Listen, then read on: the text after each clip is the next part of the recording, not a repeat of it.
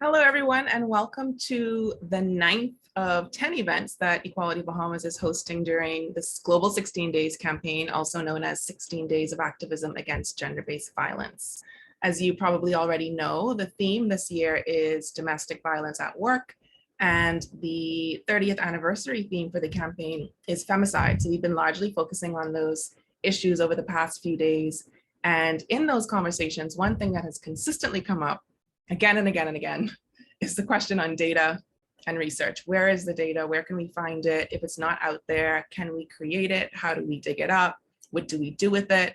How do we use it to move us forward? So today we have three incredible people joining us to answer those questions, or maybe provoke us to think about even more questions. We'll see how it goes. Sometimes we walk away with more questions than answers, and that can be good to help us to build something completely new.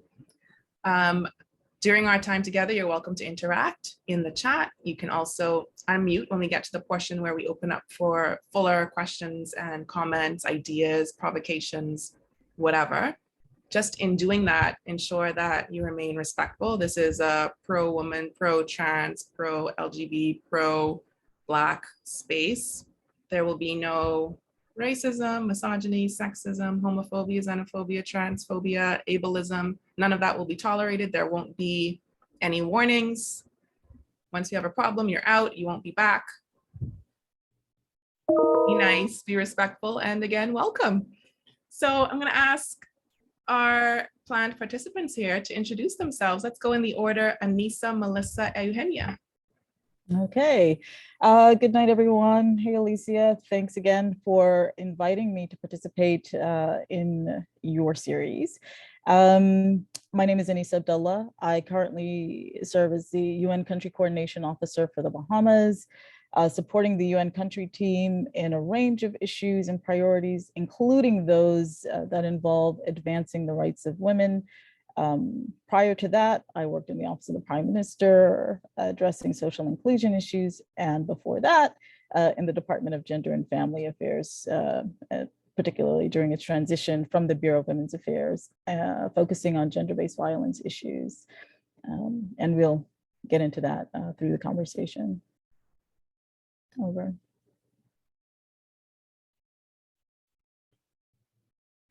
Hi, I'm Melissa Petrangelo Scaia. I'm the Director of International Training at Global Rights for Women. We're an international organization that works to support local women's organizations and works a lot with UN Women to elevate women's voices in the world and to decrease violence. Prior to that, I was the director of what many know as the Duluth model, and was the director there. And then I also was the director of a shelter and crisis center for 17 years, and then still currently work with perpetrators in a perpetrator program, and still do that every Tuesday morning for the last 22 years, and do a lot of perpetrator work around the world as well. And most recently been working with Alicia and a number of partners in the Bahamas on the prevalence survey that's happening there. Thank you. Hi, well, thank you so much, Alicia. Thank you all. It's a pleasure, honestly, to be here. I'm Eugenia D'Angelo. I'm a lawyer, an Argentine lawyer, feminist. I'm PhD student in human rights. I'm a director at Mundo Sur, that is a think tank, a French think tank. We work mostly in Latin America and the Caribbean. And I'm a coordinator of the Latin American Network Against Gender-Based Violence also. So thanks so much. Thank you all for your introductions. And one of the things that we try to practice at Equality Bahamas is to define our terms. So before we deep dive into a conversation, we want to make sure that we're all on the same page and we know how we're using a particular term. So data. What is that? Is it just statistics? Is it just numbers? Because I know when I go on radio shows to talk about issues of gender-based violence, there's always someone who calls and says, you talking about this issue? I don't hear anybody else talking about this. Like, what are the numbers? How many people is this happening to? So what is that? What data is? Is that all that it is? Help us to understand what this means and how we need to be thinking about data. Let's start with Melissa.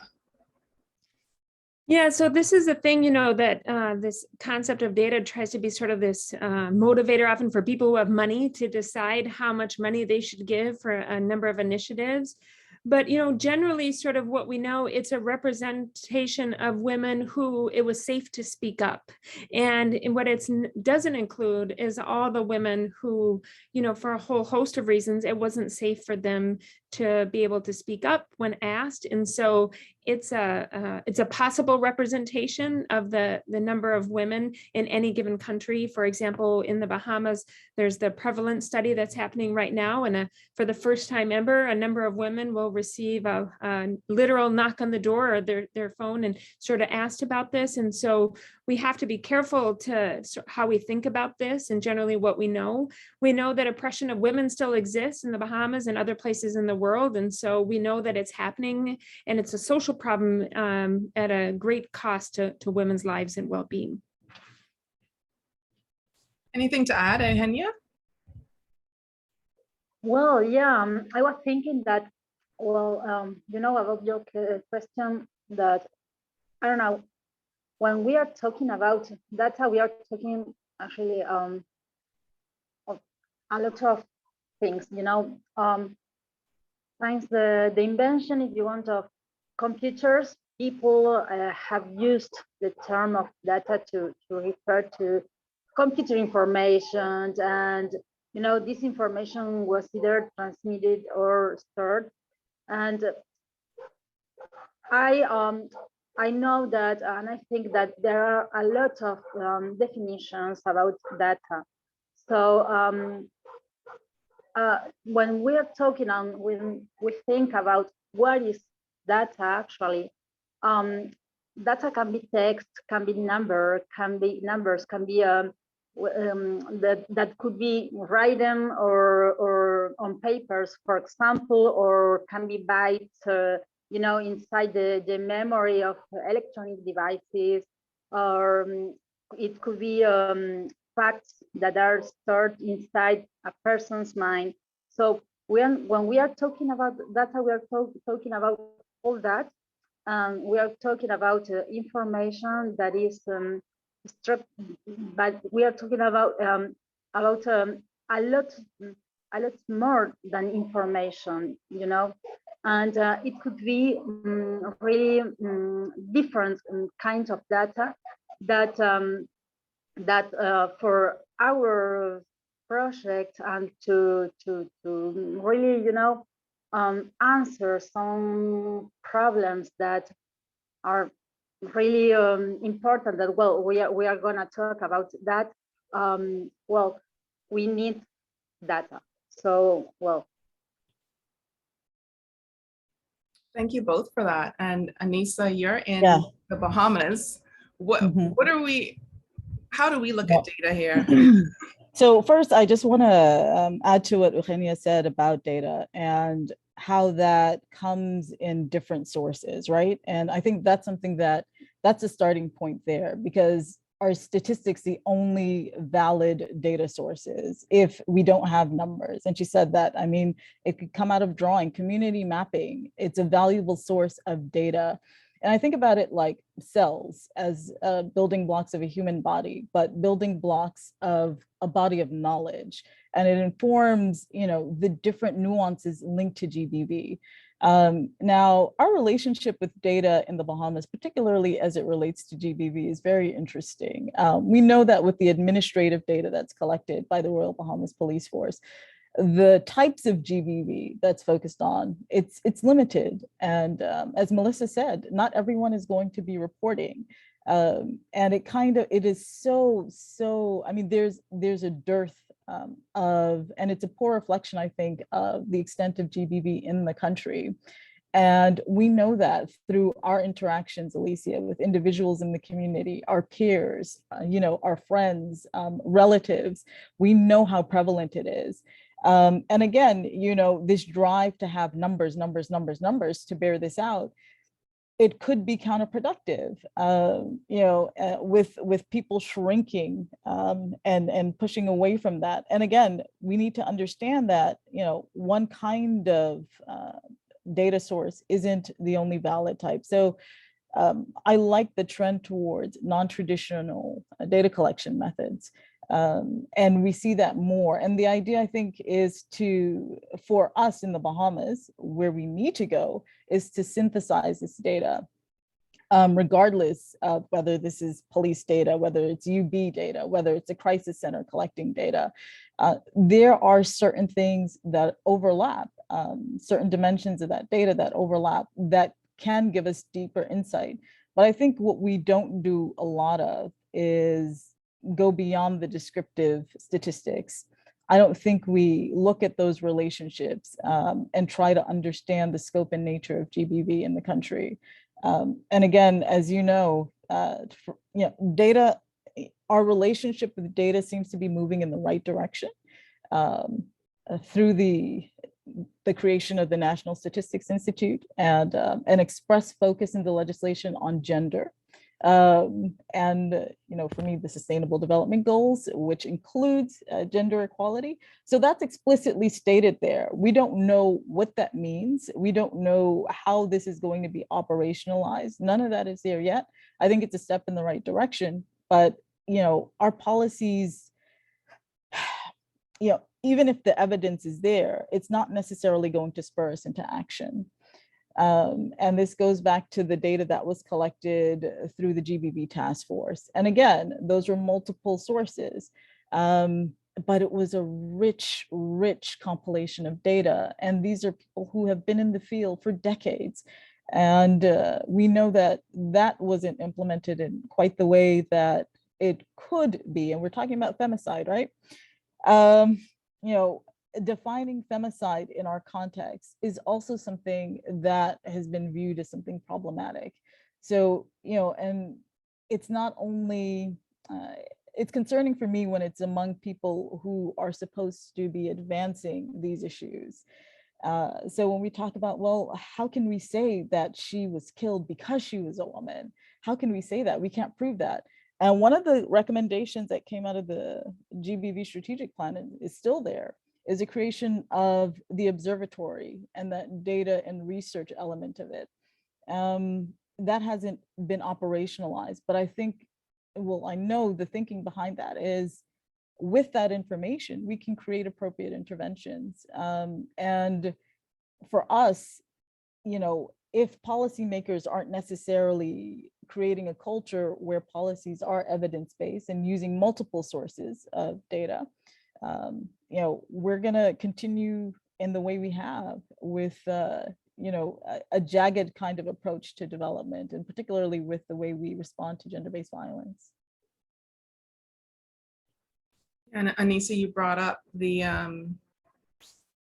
difference between the number of people who are experiencing gender-based violence and those that report. I put a link in the chat to an article from yesterday, I think it was, that Dr. Sandra Dean Patterson from the Crisis Center said that 3 out of 4 survivors do not report. So what does that, survivors of sexual violence, that is, what does that mean for data, Melissa? Is data still useful if so few people are reporting? Are we still getting a picture of what's happening?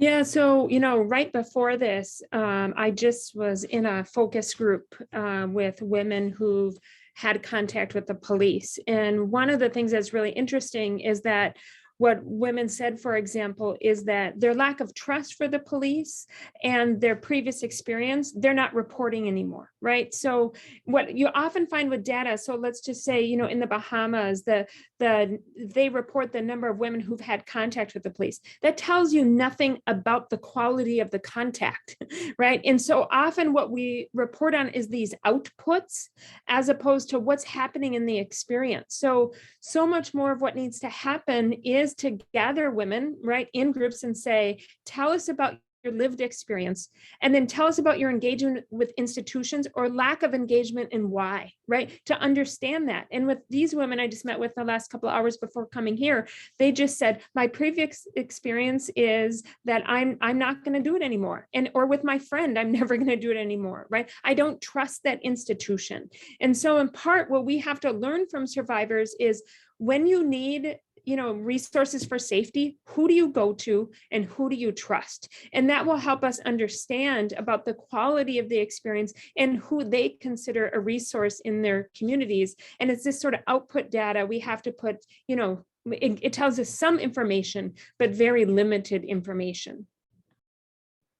So it also sounds, Melissa, like the data that we don't have also tells us something, right? So, right. If we have the idea that 75% of people are not reporting, it tells us something about the reporting process, yeah? Yeah, I mean, that's the thing is why, right? That's part we have to understand, right? And so there's a whole host of reasons that we can all be here and theorize about, right? And so in part, I know Dr. Patterson and her good work there in the Bahamas. And so, part of to learn is why that is. Why aren't people reporting, and that's the job, is to find out wherever the context is of it happening, is to find out those resources. And then also to find out the effect, right? Like there's an effect on survivors of experienced sexual violence. What does that mean to do that in part in isolation, or what groups are they reaching out to, or are they doing it, trying to figure it out on their own, because there is an effect on them if they're trying to figure it out on their own. It's a hard thing for any of us to experience that sort of trauma and to understand that and what it's like to live and go on after experiencing something, so horrific. Eugenia, how has data informed the work that you do at Mundo Sur? Has it informed the work, and what makes data useful to you? Well, data is essential for our work, because data is it's important to understand and to know the problem in depth. So we are really critical about, the mechanism or the lack of mechanism, in different states and countries and everything, and the relation that exists or doesn't exist about data. Because if you don't know, if you don't have data, or if you have data but it's not updated regularly, or you cannot know the context, and you can't solve the problem.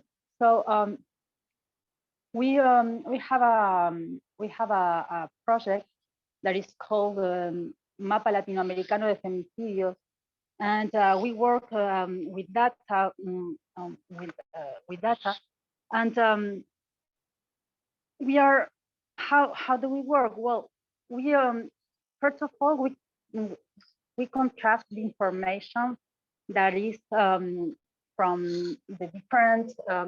Sorry, but I have really bad internet, so I'm trying to move a little. I don't know if you hear me. Yes, we can hear you. Okay, great. So yeah, at the beginning of the pandemic, we knew that the United States were warned to the different countries about the incidence of social confinement in the life of women and children, and we saw that there was no tool to account for the progress of femicide in Latin America and the Caribbean. We saw that there was a tool, a map, count the death and the increase of COVID-19 infections and death, everything in the world. But there was no tool, there was no map showing the death from the death of women, femicide in Latin America, in our region. So from Mundo Sur, we decided to build the Latin American map of femicide. We call it LMF, and it's really interesting because the LMF is the only open access platform that currently works to make visible, to inform, to communicate, and to provide data on femicides in Latin America and the Caribbean, contrasting state data with those from territorial sources. And we update it weekly. So it's interesting because the LMF collects and standardizes the data, verifies, the information that is obtained, and then we analyze it. And why it's important? Because this process allows us to elaborate alarms, for example, in cases of significant increases of femicides, to elaborate also alarms when, for example, state websites are not working, or when some states, for example, doesn't prepare or data about femicides, that in those cases are just organizations and civil society who does. So it's a tool that is interesting because it's a map that allows us to visualize the femicides, but also it's political advocacy tool. So well, I think that is for that reason actually it's interesting because of the contrast of the different informations and the possibility of the creation of alarms and the elaboration of different instances of advocacy. Yeah, it's really interesting that you were able to get in there and fill that gap as an organization. And I think that's probably what a lot of NGOs are going to end up having to do when the government doesn't do it, or these other entities that actually, in many cases, hold the information, refuse to put it together and analyze it and make it available to the public and to people who are working on these issues. And I see that Christina is saying in the chat that there's a need to coordinate and have digital tools to capture data of GBV, especially online GBV.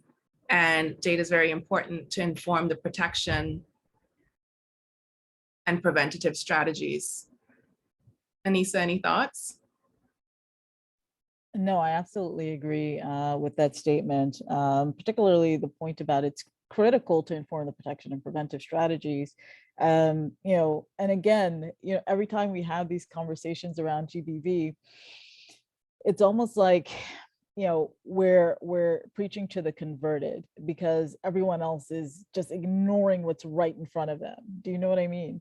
And so I agree completely with that. And I know, Melissa touched on something about the interaction with these protection agencies, and Sue is saying in the chat, there's discrepancy between the data that's collected. And that's something we found as well in the preparation of CDA and the preparation of the recent voluntary national review, is that, there are those discrepancies. And even though those agencies work together, and one of the pushbacks is when you ask someone from the Royal Bahamas Police Force, and I'm not saying this is a police commissioner, but it could be, well, we get our data, we work very closely with the crisis center and our data is very similar. You're probably not reading the statistics properly. And so, it's really interesting. But again, where data has led to the implementation of these protective and preventive strategies, effective preventive measures and protection measures, I think that, we're a little thin on that. And there's definitely tremendous room for improvement.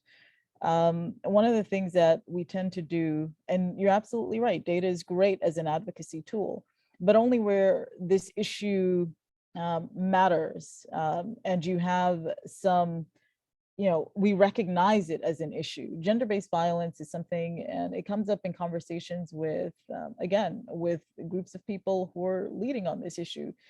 What is gender-based violence? It's just all violence. Men are violated too, and that is gender-based violence because gender is men and women, and that's exactly how it's phrased. And I think, focusing on GBV, clearly, and again, we have to keep defining these things and to the same people to convince individuals that this is a real issue. Unfortunately, it takes a story like the stories we've seen over the past few weeks in the Bahamas, or like the events that we've seen, to draw that kind of selective outrage, only for it to die down.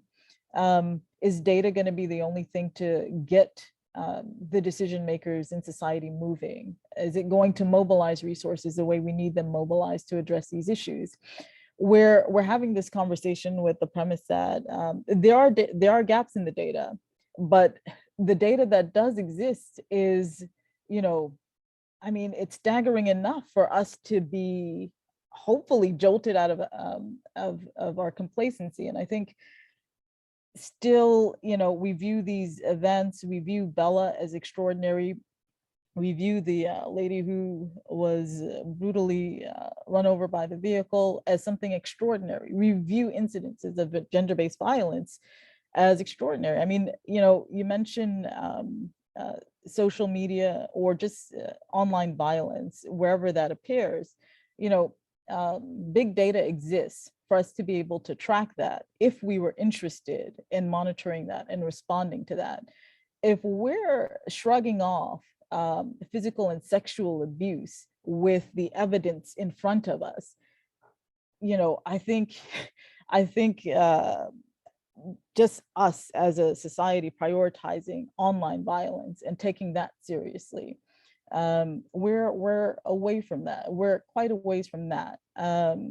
Unless there are strong shifts in the wind and there's collective action, because it's going to take more than civil society. Civil society has a strong advocacy role to play. Civil society has often been the most effective service providers and responders. But at the policymaking level, where civil society has been engaged, the implementation element again, and the real commitment demonstrated through appropriate human resources and appropriate financial resources to actually lead those processes. I'm not sure that I see that happening as quickly or in a way that it could happen. I don't know if I answered your question, Aneesah. Yeah. It's not the thing that we want to hear or admit is where we are, but it's the truth that it doesn't seem like any kind of data that we present causes any movement on these issues, because you have these numbers and, like you said, they're staggering. We know them, we quote them all the time, but they've been the same for so long, or just been increasing, and we're just used to them being high. So it's just like, yep, violence against women, really bad, horrible stuff. And there's a story, like you mentioned, when a toddler is abused or a woman is run over by a car, there's all this outrage, but it only lasts for a few days. So even the stories aren't moving us there.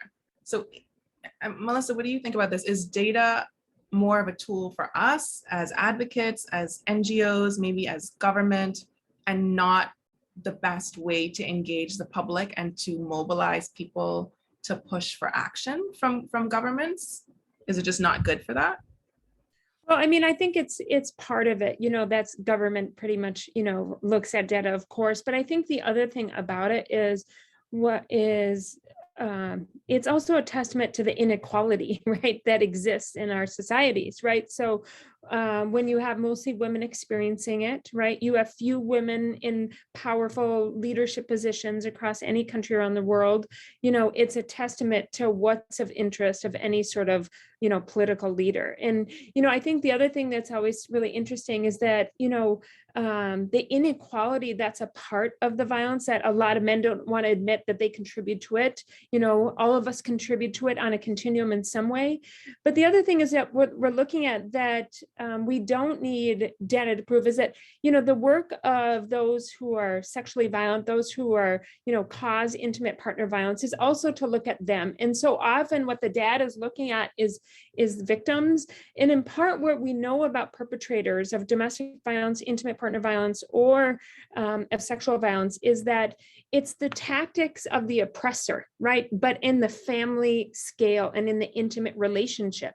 So part of that is that it's so common to us who do this work and we see it all the time. So I think the other piece of it is not just to understand that a perpetrator did this, but what it looks like and what it's like to live with a perpetrator is also a thing that, you know, we could spend more time talking about, that is changing the conversation a little bit. And so because it's the tactics of the oppressor, a lot of people in leadership, right, who are in these powerful positions in their community don't want to talk about it in that way also. And that can also be a problem. And so it's a real challenge, I think. But the other thing I would say in terms of mobilizing that is with women's organizations and the government, you know, for the number of women who've been killed in the Bahamas, is what a number of places have done is mobilize with those families to become voices, right? Is to find people who've, you know, ancillary people in the family of those who've experienced this tragic level of violence,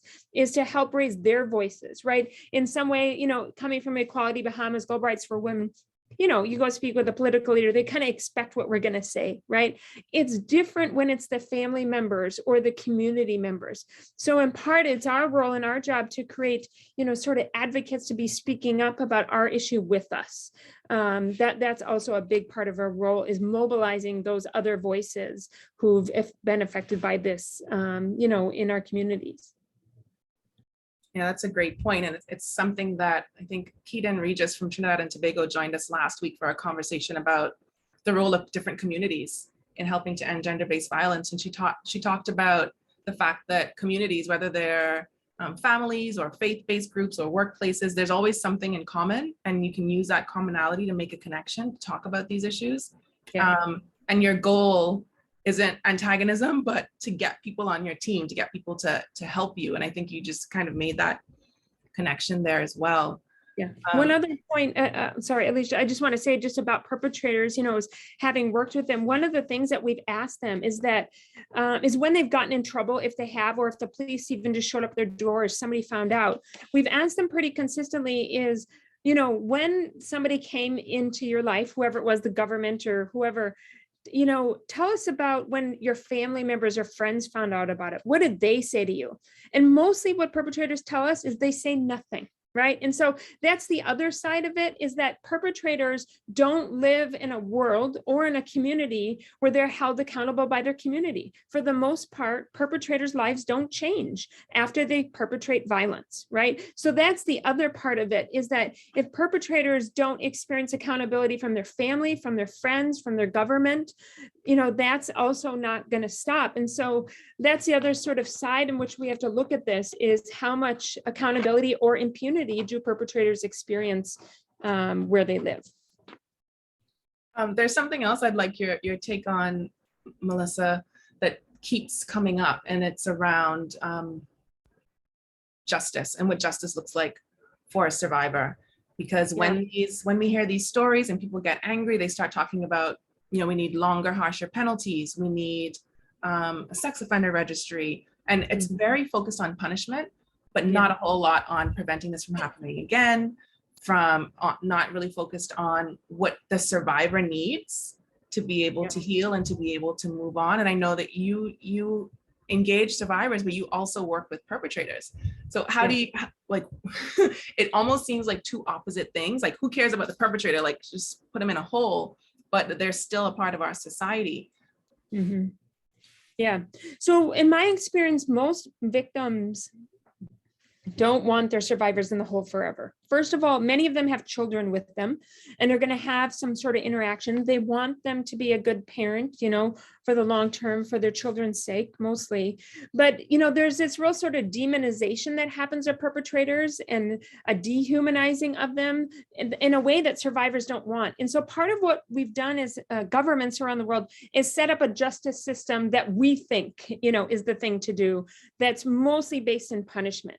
What we haven't done anywhere, most places around the world, is ask survivors, what's justice to you? What do you want as an outcome from this, right? So as I mentioned, I just did this focus group right before coming here, and most of the women said what they want is the violence to stop, but not the relationship, that they want some contact. Well, the current justice system isn't set up that way, right? It's not set up to design that. So it's a product of a very patriarchal culture that says, this is what we think, right? Because what patriarchies do is they dehumanize, right? Those who aren't in power. It's another version of that, right? Is what we've set up. It's not set up in a way to lift up survivors' voices to ask them what they want. So it's one of those sort of things is when we look at the data, we're not listening to the voices. The data doesn't speak to the voices about what survivors want based on what they've experienced. Yeah, there's a lot to think about there. And I think people have things that they need to sort of reconcile for themselves in that. And Aneesah, you look like you want to jump in here. No, I was just reflecting on my own experience, you know, and yeah, no, I mean, as Melissa was speaking, I was like, you know, I experienced a situation, and the way we think about survivors, because it doesn't have to be someone necessarily, because we're talking about GBV and not strictly intimate partner violence, I think. And so, you know, you live in households where that kind of gender-based violence exists. And as you were speaking, I mean, I didn't want to maintain a relationship. I just wanted the person to be gone. And so, you know, and I think it varies depending on the nature of the relationship between the perpetrator and the survivor. You know, and you mentioned children, and that usually being the link to maintain some sort of civility or connection. And probably more than that as well, you know, there are times when the relationship seems to be going really well, and individuals have positive aspects and attributes that they display at times. But yeah, no, I was just, you know, as you were saying that, I was like, is this internalized patriarchy on my side? But I really, you know, and for me, it was primarily a safety issue. And again, you mentioned earlier on in this conversation about how institutions respond. I reported this, and my interaction with the particular institution was, well, you know, this wasn't very effective.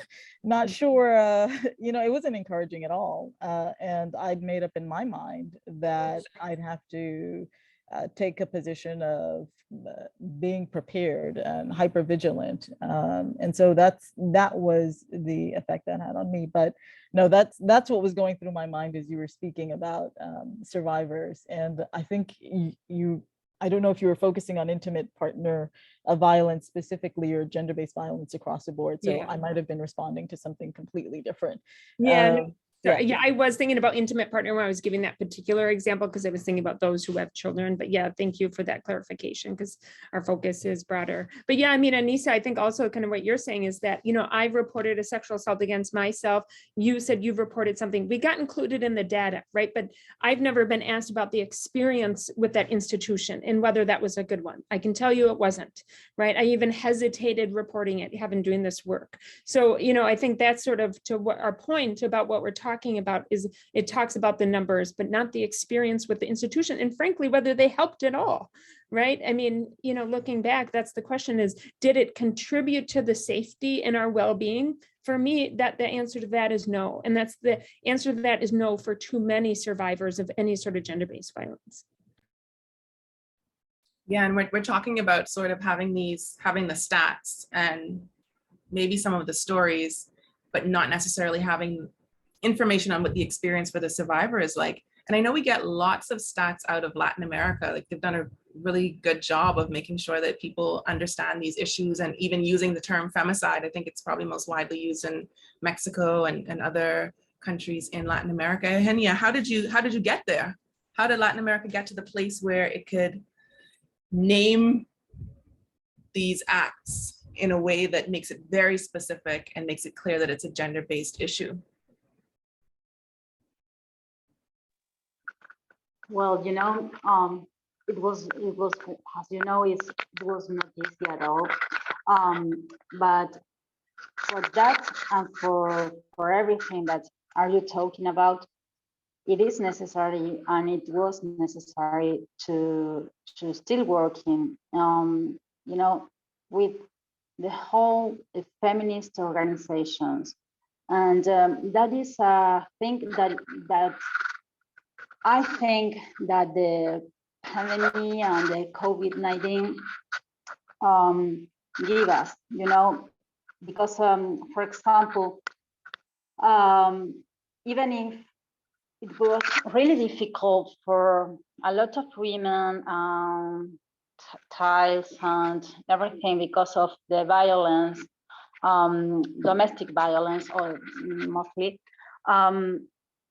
For example, for us, for Latin American organization, was an opportunity to start working together, or to start doing things together for women's rights. So it was really interesting, because for the project that I was talking recently, the MLF, we at the beginning of the pandemic, we start to contact different organizations, and that were mapping and doing an excellent work about femicides or violence, gender-based violence, and we invite them to join us at the Latin American Network Against Gender Violence, and we start to work together, and we start to think and to conceptualize femicide, and to think if we were talking about the same thing or not, and in those cases, what could we do? And for example, one thing that was really interesting about the work that we finally did was that well, as you know, in Latin America, we have a lot of legislation that is, as you said, is we have an heterogeneity of legislation and context and everything. So it was not easy a lot to think about that, and to start to work about this. But we were talking and we were working the whole year. And after that, after the last year, we from Mundo Sur, we work a lot in the empowering of the different organizations, the collective capacities, the knowledge of organizations that sometimes do not have sufficient staff for example, for doing map or everything. And we generate different training instances, and after that, after the whole year of discussion and work and everything, we finally we arrived to generate form, and I don't know if you know the Kobo tools. That is it's a tool that is used by United Nations for humanitarian crisis and everything. When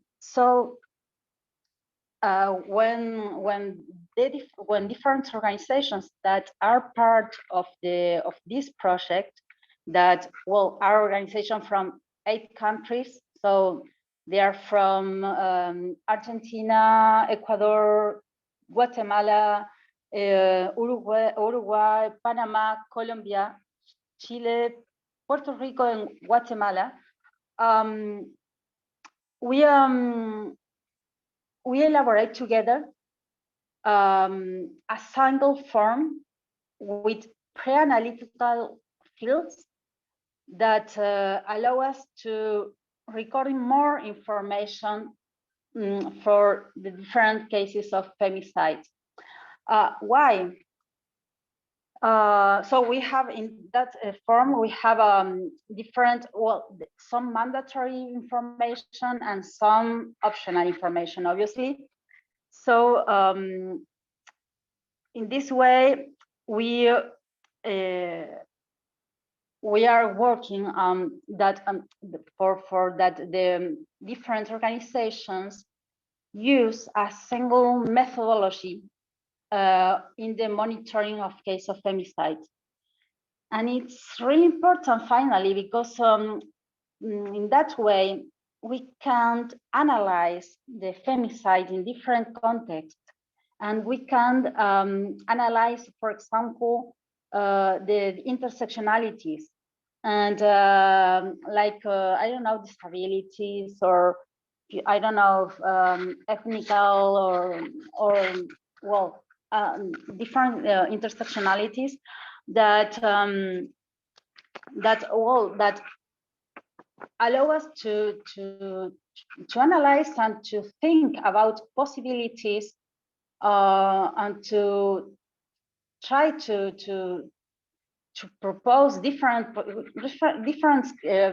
answers. Sorry, about the public policies in Latin America. So even if Latin America is still a region that is, a lot of heterogeneity and everything, I think that the construction, the collective construction, is still the answer. It's still is the way. Yeah, it definitely sounds like collaboration and coalition building has been really powerful. Having different organizations in different countries say, hey, this is a serious issue, we need to look at this, and we're prepared to move this forward with or without the support or the assistance or the recognition of the government. And I think we probably need to be doing more of that in the Bahamas and in the region. Folks that are joining us on Zoom and Facebook, it's your time to shine. Please, Facebook, you can type in your questions or comments in the comment section, and on Zoom, you can raise your hand if you'd like to use your mic, just so we can avoid crosstalk. And while you cook your questions and comments, I'll just read something here from Nicole. We were talking about data and who the data is for. Nicole says it really depends on your audience, what matters to your audience. In a study in 2005, sexual abuse and domestic abuse cost the government, estimated at $487.7 million Trinidad dollars, or 51% of the gross domestic product of the country. The major costs accrued were to the survivor, 244.3 million TT, or 50% of total cost and 0.26% of GDP. The state, 80.6 million, or 17% of the total cost and 0.08% of GDP, and cost society 71.8 million TT, or 15% of the total cost and 0.07% of GDP. This is amazing that you have all of this data. And it goes on a bit, and then it comes from the cost of sexual abuse and domestic violence and economic perspective with implications for Trinidad and Tobago by Carl Theodore, Christine Laptiste, Althea Lafaucade, Charmaine Metivier, Kimberly Ann Gittins Baines, in case anyone wants to look it up. So again, the title of that is The Cost of Sexual Abuse and Domestic Violence, an Economic Perspective with Implications for Trinidad and Tobago. Aneesah, I'm curious if you have any thoughts about the use of economic data or dollars, putting the value on, I don't know, putting a cost to domestic violence, and what that means for women and women being human beings experiencing violence. You know, it'd be incredible if something could be done. And I think it's so useful because, and not only for the government, which is primarily focused on economic development, but also the private sector. In some of these cases, you know, and particularly where we want major shifts, sometimes it requires the private sector to step up and have more of a visible leadership or co-collaborator role. And I think making that case to government, making that case to the private sector, it also would kind of cause them to stop and think, well, this is impeding development for all of us. So I don't think it, you know, renders women and girls as just objects, but I definitely think it brings to light the value and the impact of violence on the potential value. And it's really, really, really, I mean, the effects go beyond, as we all know, that act of violence. It permeates the psyche, it gets stuck in there, and the effect on the survivors isn't something that, you know, goes away in the blink of an eye. And that ripple effect on the economy is significant. The ripple effect on those who will form part of the economy down the line can be significant, is significant. Quantifying that, I think, would cause those who prioritize economic development and their bottom lines to actually, well, hopefully, you know, taking it from that perspective, cause them to act. And again, you mentioned civil society and coalition building among organizations that are tackling this issue. It's really interesting because I think within the Bahamas, and Alicia, I know this doesn't answer this, I'm straying now from your question, your initial question. But you know, I think the organizations that have the loudest voices on these issues are also, I think, organizations with multiple agendas, and that's okay. That's okay to have multiple agendas, but not when it's to the detriment of leading to greater protection for survivors and victims of violence. And I think that's what tends to happen. So a coalition of, you know, establishing that here is possible, but there has to be mutual respect among these entities. There cannot be dismissive behavior because someone disagrees with someone based on whatever characteristic another person may possess. But I do think that does, in our context, and Lisa, you know this better than anyone, prevent that kind of possible collaboration that could be so very impactful and actually mobilize decision makers to do what they need to do in the right way. But I think admitting our shortcomings, recognizing the strengths of what each other groups or individuals or entities, institutions bring to the table, I think that's going to be critical in having sustainable coalition, because we don't just want to build it for the 16 days of activism and forget about it. It needs to be sustained throughout. And I think once we reach that point, and again, bringing the private sector in, recognizing the impact on the economy in our context, I think that is highly relevant. Yeah, I mean, costing out the contribution that women have to society, I think is a challenge for us, even in our statistics when we talk about unpaid care work, for example. The definition of that and the way we operationalize that and label that in our statistics, I'm still a little confused by, but it's, you know, I think introducing that is interesting. I think, you know, a lot of the GBV data elements can be linked to the Decent Work program that was launched on Monday by the ILO. There is a strong gender focus there. And so I think linking it to all of these strategies and doing it consistently, it will eventually make a difference. But I think there's a lot of work to be done. I do sense that we're trying to move in the right direction. Okay, I see your optimism. Okay. There were some, you heard the operative words as well. So yeah, so I think there's an attempt. Now, yeah, it's just about sustaining it, about, recognizing that, recognizing our own shortcomings, and being willing to rely on the expertise of others who actually can contribute instead of freezing them out. Yeah, and I think you raise a great point about the difficulty in collaborating, because there are these organizations that seem to have the same goal, but the agendas are very different, and the people that they're willing to work for are very different. Mm-hmm. And yeah, I guess there's a conversation to have about how you decide who to partner with, and when a partnership is more harmful than it is good. So for example, Equality Bahamas isn't going to partner with anyone who doesn't support LGBTQ plus people's rights. Like, why would we do that when that's like in our mandate? So it's interesting. It's an interesting thing to think about.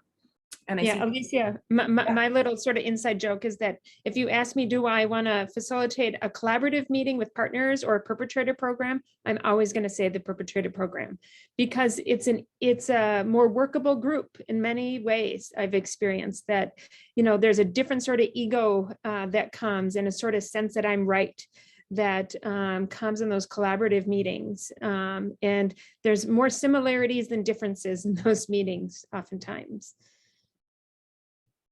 I think people are probably curious about like what working with perpetrators looks like. Can you tell us about the program?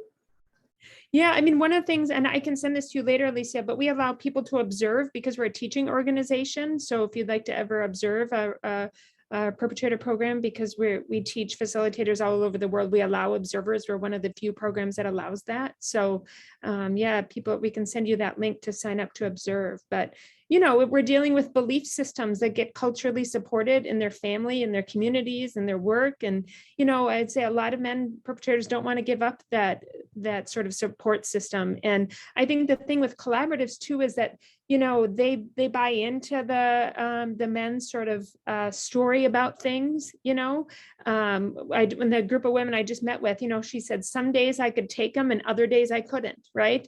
And his story of that is, I'm bipolar. No, it's some days I can put up with him and other days I can't, right? And I'll fight back. And so when we take on his version of it, right, we're buying into that. That's the narrative of what happens. And that's often what perpetrators want us to do. Interesting. I see Nicole is interested in that observation too. So we'll make sure we share that with you, Nicole. We also have a question from Facebook. Dominic is asking, how can non-scientists use and learn more about the data that you have gathered and are gathering? What are some ways we can help and participate?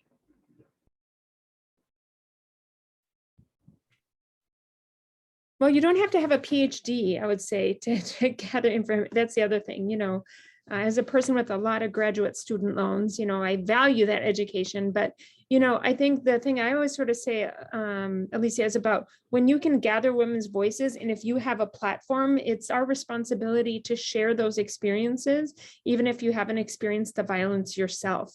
And so just, I always encourage people just to listen and ask questions of curiosity, to those survivors who you're listening to, and be aware of the level of judgment you bring and the tone you bring to your questions.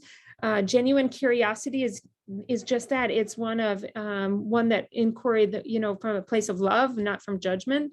And so we always sort of say it's that if you do have a place at a table, it's to bring that experience into the room, considering we know how many women experience gender-based violence. And Eugenia, have members of the public engaged with your mapping? Has there been anyone who's contributed outside of the organizations that you're working with, or any ways that you can think of that members of civil society could be helpful in collecting data or doing something with it?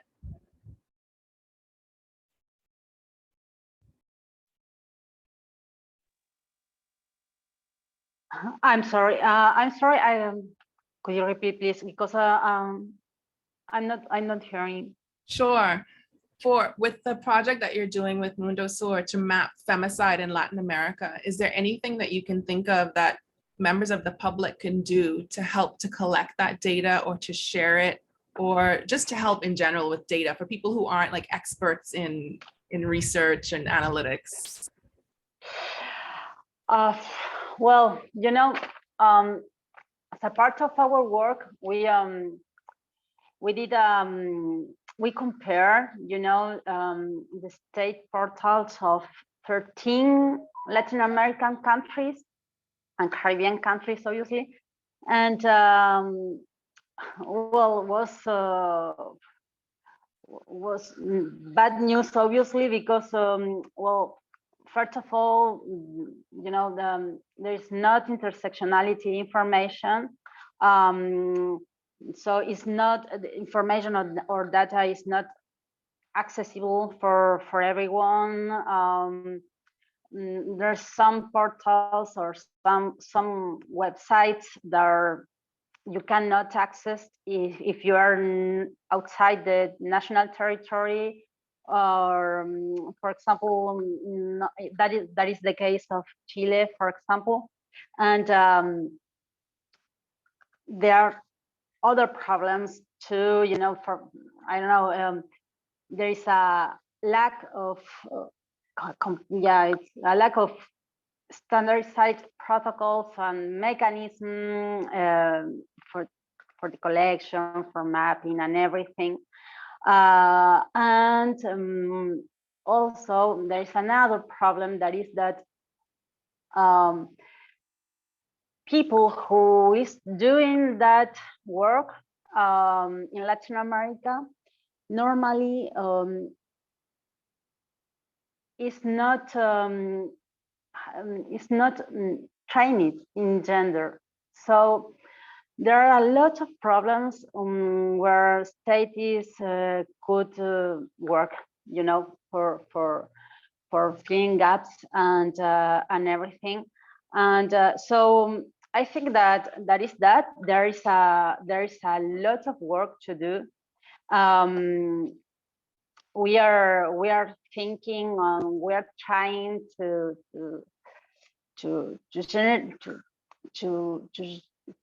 do some advocacy and to coordinate different organizations from all Latin America to have even if we have different agendas, as you said, we have the same goal. So and our goal is obviously to reduce and to eliminate the violence against women and girls. So I think that it's really important that we all work, in a data revolution, and I think that we need quality data regularly, and it's essential. It's really important that to build responses in a multilateral.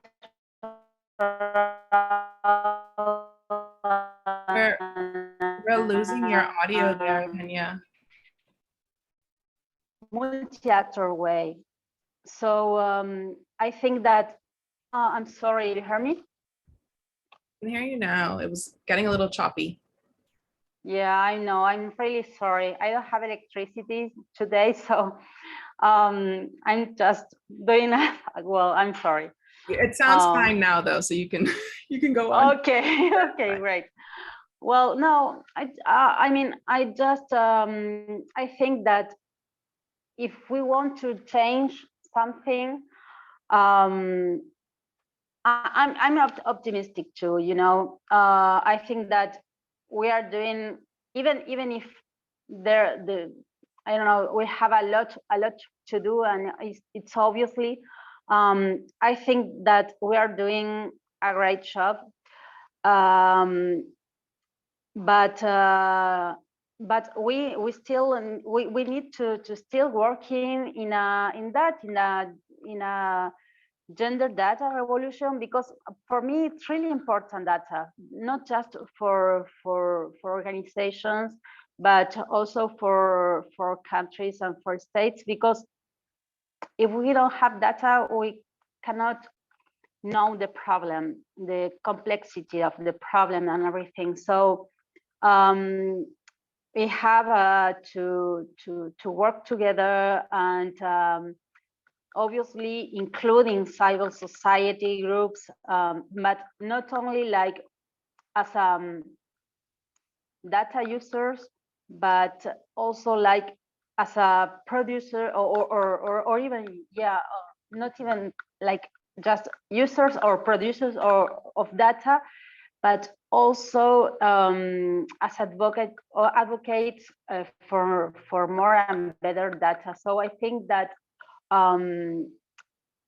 we know obviously that there are a lot of gaps, and there are a lot of problems. They are clearly identified, and we are talking about that. Well, but we have to still working from organizations to really have a place, you know, in the table of the construction of public policies. So yeah, I think that.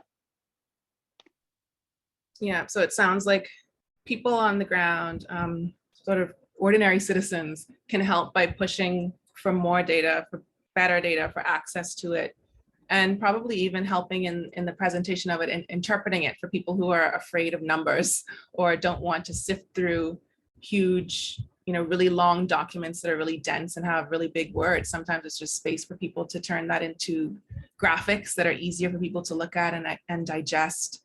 There are always ways and spaces for people to use their skills and their time to contribute to the work that's being done. Do we have any other questions? This is our last call for questions. Folks in Zoom, you have the privilege of being able to actually speak to Aneesah, Melissa, and Eugenia. You should take advantage. But while we wait for any other questions, Aneesah, do you have anything in mind as to what we can do in the Bahamas to improve our relationship with data and to fill in the gap? Because just a lot of it is just not there and not being produced. For example, if we look at femicide not being counted, is there a way for us to still get those numbers ourselves and do a map, sort of like what Eugenia is doing? It's so interesting. I will tell you, and Alicia, you probably already know this. This is something that the Domestic Violence Fatality Task Force, I think it was called, intended to do in a way. Obviously, as you all rightly stated, femicide is more popularly used in Latin America. It's, you know, primarily out of all the regions in the world. And so it's, first of all, acknowledging that this is an issue, because we're moving from gender-based violence broadly, which disproportionately affects women and girls, to femicide, which is a very specific type of gender-based violence. And, you know, I think convincing us to use data, Alicia, you know, and whose relationship with data, because I think academia values data. I think the University of the Bahamas wants to have that space to do research and to invest their time in research. But it's oftentimes, you know, those, in our context, you see that kind of research being championed by civil society organizations and not necessarily led in a very huge, visible way with any desire for policy change. It's more like, oh, this confirms something that we've already said. Let's, do this survey and collect the data and say, yeah, 100 students experience this. And that's not to dismiss that data. It forms a part of the data ecosystem. But what has that translated to? Now, I think in our context, it really requires, for anything to be done or taken seriously, the citizenry has to get involved more broadly. So if it's viewed as, oh yeah, we know what they're coming with, we know what they're saying, and you're absolutely right. We need to, I think, to this kind of, especially where GBB is concerned, I think, and data, it's hard to get us to prioritize something when we're so used to shooting from the hip or doing what has been done, and it's going to take a while for us to get there. But I think it requires the citizenry to realize that they have the power to demand that and see how that translates into real policy solutions. When has data actually led to, in our context, in your memory, in the Bahamas, when has this kind of data, and let's use climate change, something that is spoken of so readily, when has that led to coastal protection measures, real serious coastal protection measures? And this is real, and it's growing, and we talk about it internationally, we talk about it locally, but has that translated into real action? And I don't know what it's going to take for us to really respond and use data in the way that it could be used. I really don't know what it's going to take, but I do know that we all have a part to play in trying to, just doing what we can. You with your advocacy and activism and the research that you're doing, encouraging those who are not so easy to encourage to use this data. The data is actionable. It's just moving from that actionable data to action and going from point A to B. I don't know the answer to that, but I do think it just requires sustained effort and more actors supporting that effort, and with the same message and with the same goal in mind, ultimately. And we know that, again, people have vested interests and are cautious about approaching this topic and raising this topic, et cetera. But I really have no hard and fast or straight answer, because there's so many examples where we have the data, it's slapping us in the face, and the results of ignoring it slapping us in the face, and we continue to do what we do. But again, all is not lost. We are not underwater yet.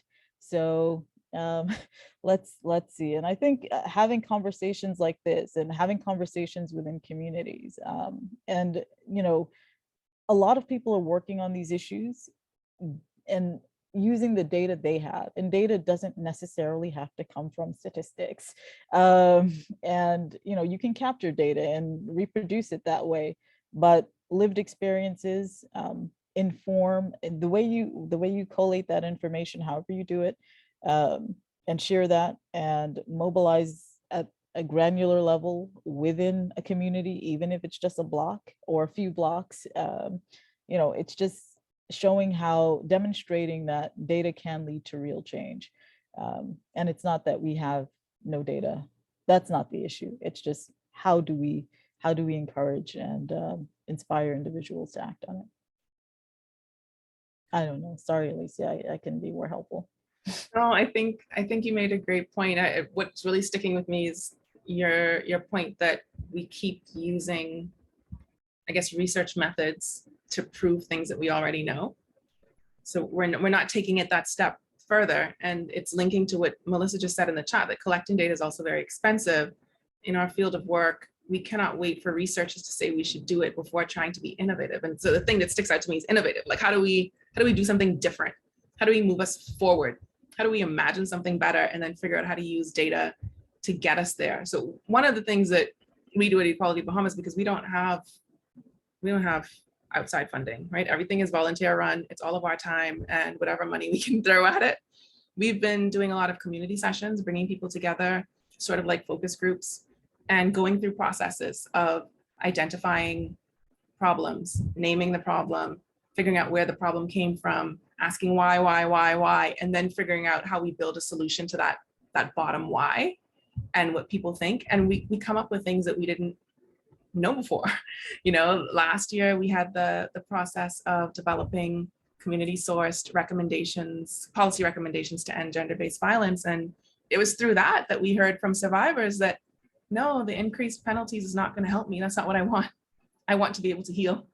I want justice. I want to be able to move on. I want this person to be okay. I want this to not leave me any worse off because now my ex, whatever, is in prison and can't help me with these children. That's not justice for me. That leaves me, you know, in a worse position because I have trauma and now I have extra bills. So that kind of shifted our thinking at that time. And now we're encouraging other people to think differently about justice. And maybe our next project is going to be figuring out visioning and then being able to articulate what justice is and what kind of system we need to build to be able to have it. And I imagine, Melissa, you probably have something to say on this. I mean, I think that related to also, Alicia, what you were sort of saying about, we also don't take the time just to gather survivors and hear from them, right? And so the question I would say is, when was the last time we've gathered survivors to hear what they really have to say of all levels about how this impacts them, right? About how it affects their safety, their well-being, you know, their physical self, their spiritual self, all those sort of elements of who they are.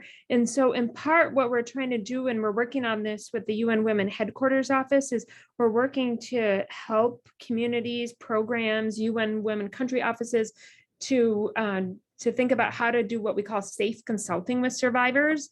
What we found from a number of women's organizations, UN Women offices as well, is that a lot of people aren't engaging with survivors because they're worried about re-traumatization of survivors, which is a very legitimate concern. At the same time, what we found is women have found it very supportive. It's about who you ask to participate and the supports that you have. But, you know, what I've sort of always been talking about is about getting the qualitative information, you know, from women about how does it affect their lives. We can't keep producing sort of these responses and these systems that don't account for all of their needs, right? And just sort of check the boxes that, oh, we have police with a domestic violence policy, or, oh, we have a hospital that has, you know, this sort of service. It's not enough to say that we just provide it. It has to be about what does the institution provide and what do survivors need and how big is that gap? We all have a gap. I mean, the reality is that most institutions were not set up to serve gender-based violence survivors. That's not their primary purpose. They do a lot of other things.